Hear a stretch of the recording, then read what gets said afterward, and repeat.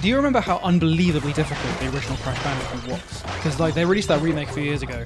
There's this moment that happens to everyone who goes back to replay it. You load it up expecting some kind of like cozy, goofy 90s platformer, like all nostalgic, right?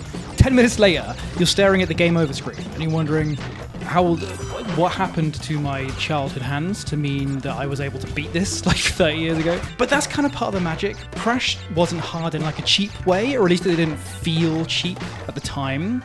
It was in a kind of like strangely addictive, one more try, one more jump. I know if I make the jump a bit differently this time, I can do it again kind of way. Perfectly timed like runs and skids and everything, boulder chases. We all developed this little kind of like Crash specific reflex that I think still lives in our muscle memory somewhere. So today I want to revisit that feeling, not the kind of just difficulty, but the idea of why the game was so addictive, why it hit us so hard back then, why going back to it now feels like opening kind of like a time capsule loaded with challenge and charm and pure 90s chaos. Booting up the game today, the first island almost feels like a kind of warm-up lap.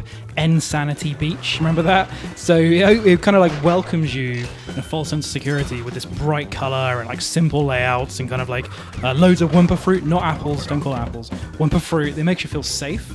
It kind of says to people, hey, I remember you played me 20 years ago, 25, 30 years ago, let's do it again.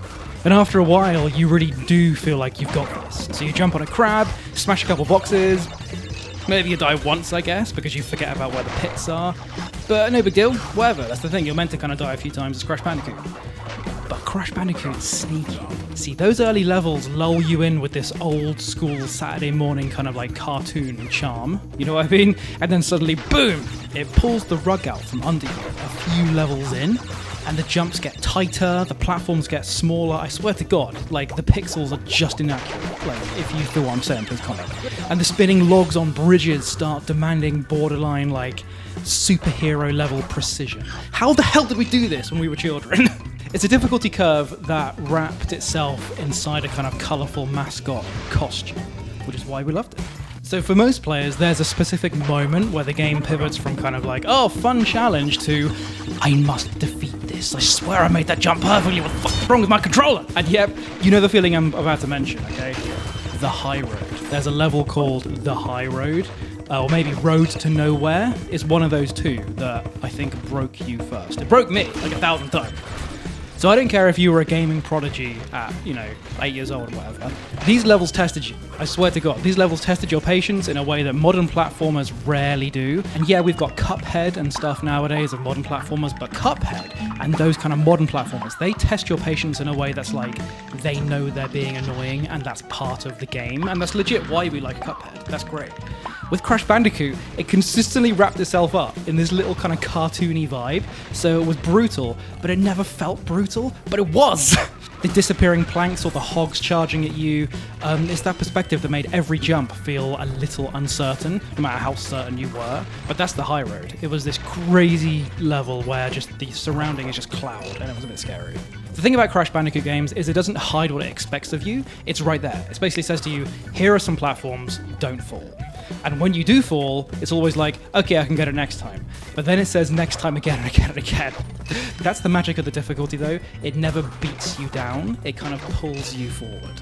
Part of the nostalgia of Crash Bandicoot actually is how different it feels from other platformers of the time, even back then in the 90s, because it's not really 3D, and it's not really 2D either.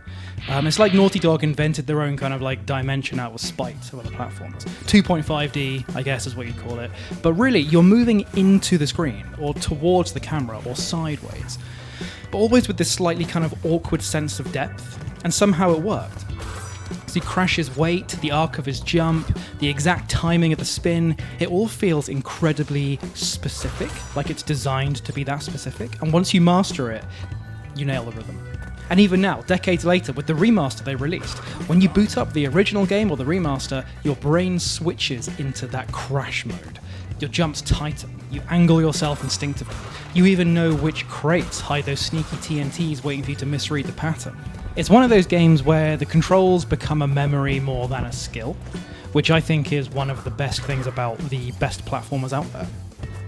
Oh my god, the boulder chase levels, or any of the other chase levels, like the panda and the polar bear and stuff. those were the ones that made us feel like action movie heroes, or at least it did for me back in the day. There's something kind of primal about running towards the screen, or I guess running like towards the camera, I suppose.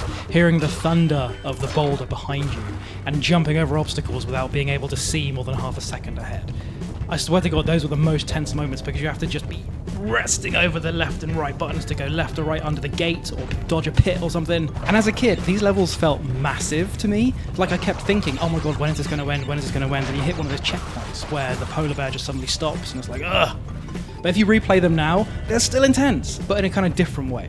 So as adults, we notice the small details, like the way the camera tilts, and the dust particles, and how the obstacles are placed just slightly off-center to make you second-guess your path. It's clever, it's stressful, you know? Like, we can see that now as mature gamers, I guess, if you want to call it. But honestly, it's kind of iconic that this is what Crash Bandicoot helped make famous 25 years ago. One thing that made Crash Bandicoot stand out so well, though, was the satisfaction of just smashing crates. So no collectible on any platformer feels quite like a Crash crate, you know what I mean? The audio, the of the Wumpa Fruit like tilling up. You've got the smash sound, even the exploding sound of the TNT and the Nitro. When you have a line of Nitro on TNTs, oh my days, it is the most satisfying thing just to watch them fall like dominoes, I swear. Even the way Crash kind of lifts his arm when he's grabbing the life, it's all handcrafted to kind of feel good, which feeds back into my earlier point, you know. This was a really, really difficult platformer that didn't make it feel like a difficult platformer. And remember there's that kind of tally crate at the end of the level where it says 97 out of 98 complete. The one that kind of like pushes you to smash every single one beforehand. That screen fueled more panic in the 90s for little kids than any other horror game. Because you're standing there watching Crash get pelted by dozens of crates thinking, where the hell was the last one? I swear I checked every corner. And then you realize, oh my God, there was a secret platform that you needed to go to unlock the final crate. But you wanted to go back. It's like this game had this kind of perfect rhythm. Run, jump, spin, collect, retry. Run, jump, spin, collect, retry. And your mind just fed into that loop. Crash's bosses weren't that complex. In fact, they were really simple. Like they kind of like demonstrate their pattern and their rhythm within the first 10 seconds half the time. But they stuck with us. There's Papu Papu, Ripperoo, Koala Kong, Pinstripe, of course. Pinstripe, what happened to Pinstripe? Why didn't Pinstripe return in the later games? I loved Pinstripe. And they were all kind of loud and cartoonish and deeply memorable, especially for kids in the late 90s. But this is the crazy thing. The bosses weren't the hardest part. The bosses were actually some of the easiest bits. The bosses of Crash Bandicoot games were kind of like a break from the, you know, thumb-numbingly difficult parts of like trying to nail a jump. So the game would say, watch closely, get this pattern, but once you've got this pattern, you can nail it. Because then it understands you beating the boss is a reward. You've worked so hard by this point, nailing every spin, every single skid jump, just to get onto the secret platform. Those are the hard bits. Suddenly you reach the bosses, it's a bit of a breath of fresh air. But the one everyone remembers is Dr. Neo Cortex. Maybe not because he was the hardest, but just because he was the face of the marketing. So many posters and adverts. He was the proper villain in a world where a lot of kind of mascot platformers didn't bother with big personalities. Dr. Neo Cortex had the voice, he had the silly catchphrases, he had everything. He kind of yelled insults at you from across a floating hoverboard. It was just peak childhood drama. And the vibes. So Crash Bandicoot might be the most 90s video game ever created, and I mean that in the best possible way. So you got all the chunky shapes, the tropical colours, instant vaporwave flashbacks right there. The exaggerated animations, it's all oozing that PS1 era charm. Even the fact that Crash himself was wearing jorts, and that was kind of a thing in the 90s, where it was like jorts meant you were kind of like a skater and kind of cool, I guess, I don't know. Even the music feels like it came straight off of a kind of Saturday morning cartoon. The soundtrack isn't trying to be epic or cinematic, it's not even trying to be action-packed, really. It just wants to make you bounce in your seat while you run through jungles and temples. Again, it feeds into the idea that it's not overtly difficult, it's secretly difficult, wrapped up in a bunch of 90s charm. And jungles. This game had a whole bunch of mysterious, chaotic energy. It's messy with the way 90s media loved to be messy. So bright, loud, and unapologetically fun. So playing Crash Bandicoot nowadays, if you boot up the remaster, or hell, if you just get an actual PS1 machine and play that, it's going to hit you with two simultaneous feelings, I think, or at least it did with me. One is, wow, this is exactly how I remember it. Two, oh my god, this is so much more difficult than I remember it. It's fantastic. If you know what I'm talking about, please comment below, because those two things in tandem were kind of the attraction for continuing to play the game for me. And that's the kind of beauty of it. The game hasn't kind of lost its edge over time. It hasn't softened over time. It remains challenging in a way that feels honest, really. I mean, it's the same game.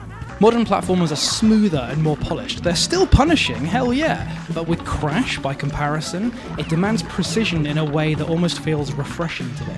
It's a reminder of what games kind of expected from us back in the day and what we tried to rise to.